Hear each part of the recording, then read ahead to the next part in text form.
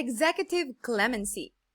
The pardoning power of the President is discretionary in nature, and it may not be controlled by the legislature or reversed by the court unless there is a constitutional violation.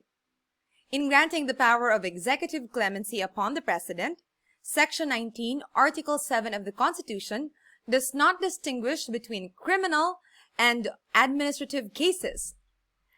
Nonetheless, the pardoning power has the following limitations. It cannot be granted in cases of impeachment. It cannot be granted in violations of election laws without the favorable recommendation of the COMELEC. It can be granted only after conviction by final judgment, except amnesty. It cannot be granted in cases of legislative contempt or civil contempt. It cannot absolve a convict of civil liability. It cannot restore public offices forfeited, and a grant of amnesty must be with the concurrence of a majority of all the members of Congress. Forms of executive clemency. First, pardon. A pardon is an act of grace which exempts individual on whom it is bestowed from punishment which the law inflicts for a crime he has committed. A pardon is a deed to the validity of which delivery is essential, and delivery is not complete without acceptance. It can be rejected. Classifications of pardon: conditional pardon and absolute pardon. A conditional pardon is in the nature of a contract between the chief executive and the convicted criminal.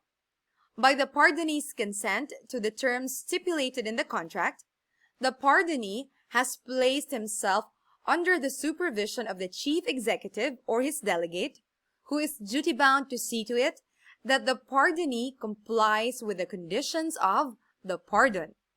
How about an absolute pardon? An absolute pardon does not impose any condition upon the pardonee and is complete even without the necessity of acceptance. For example, as held in one case, the pardon granted to former President Estrada was absolute in the absence of a clear, unequivocal, and concrete factual basis upon which to anchor or support the presidential intent to grant a limited pardon. The pardon extended to former President Estrada shows that both the principal penalty of reclusion perpetua and its accessory penalties of civil interdiction and perpetual absolute disqualification are included in the pardon. Another form of executive clemency is amnesty.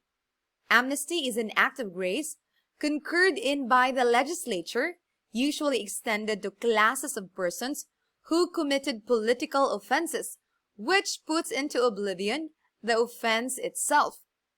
It presupposes the commission of a crime, and thus an accused cannot avail of the benefits of amnesty if he continues to profess his innocence.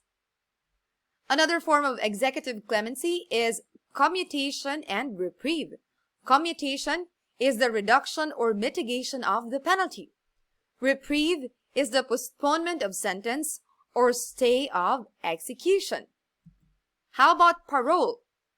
Parole is the release from imprisonment, but without full restoration of liberty, as the parolee is in custody of the law, although not in confinement. Remission of fines and forfeiture. This merely prevents the collection of fines or the confiscation of forfeited property. It cannot have the effect of returning property which has been vested in third parties or money already in public treasury.